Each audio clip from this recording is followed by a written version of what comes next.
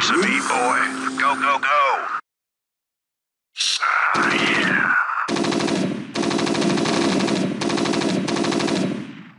Outstanding. Rock and roll.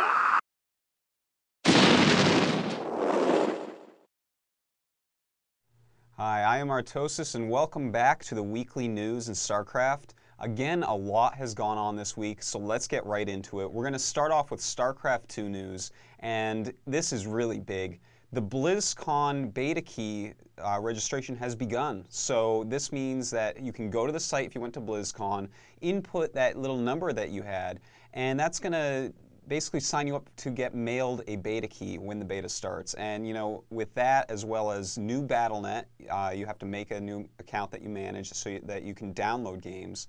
It really looks like the beta is going to be out any time now. So you know, I'm really expecting, and so is everyone else, for the beta to be announced right around the 31st or the 1st, you know, to coincide with the 11-year anniversary of StarCraft.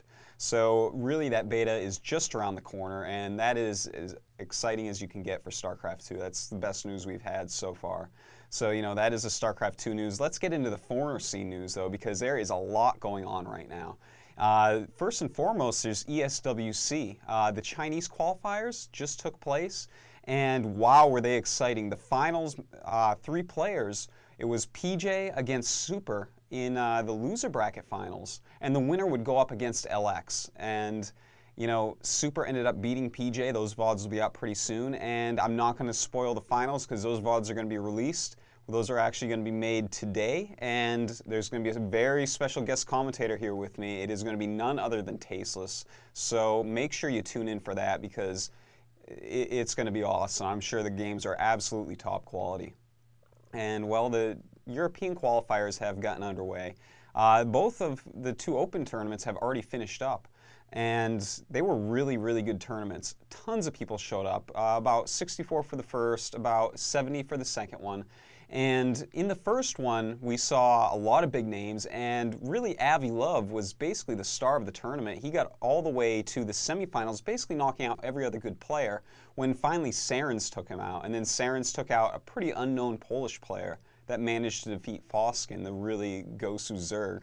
And so Sarens took that first one down, a European Terran winning. I think it's something not a whole lot of people expected, but you know, Sarens, he's back and he's playing well for sure. And then the second tournament, we saw again Avi Love just rip through the brackets, but he was taken out, and you know, it's kind of sad. He was taken out, though, huge name, Raven, I believe it is, that took him out. But then Raven fell to Pommy, the Russian champion. And then Pommy fell in the finals to Tarson, who just destroyed a lot of good players himself. So another Terran making it through. This makes a ton of Terrans in the European final. So that European final is going to take place this weekend, and it is going to be a great final. We have all the big names except for Cloud. It is going to be absolutely great. We have a lot of really great first-round matchups. That news should be up anytime now with the brackets, and it is going to be a blast. I can't wait to see which European is going to come to Korea for ESWC Asia Masters Finals.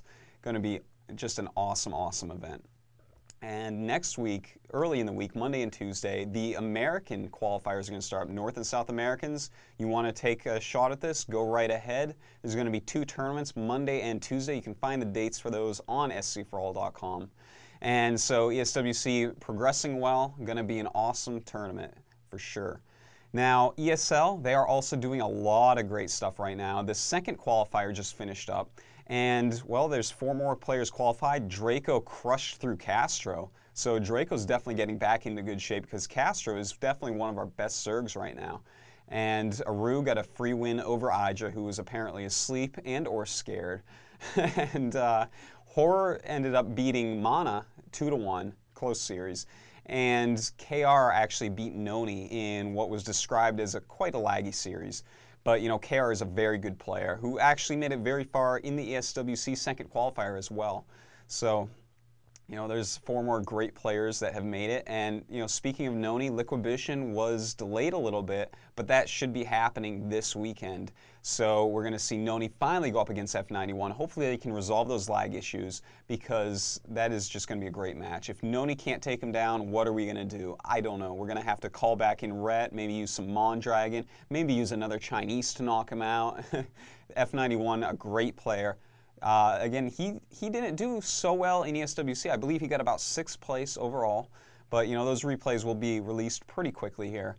F91, great player. He can't win everything, almost though. And well, what else do we have here? The SCL, the StarCraft 2 GG Star League, has cut to the top 16. A lot of big names in there, like Strelok, Advocate, Idra.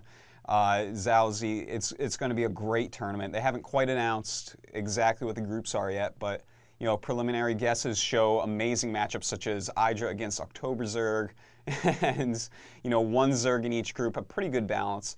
So it's going to be an exciting finals for sure. And well, what else do we have here? We have Day9 making podcasts. He calls it the hallmarks of expert play, and let me tell you something. If you want to get better at StarCraft, you need to listen to these, because Day9 has one of the best minds in the English-speaking scene for StarCraft for sure. He understands the game better than almost every single top player.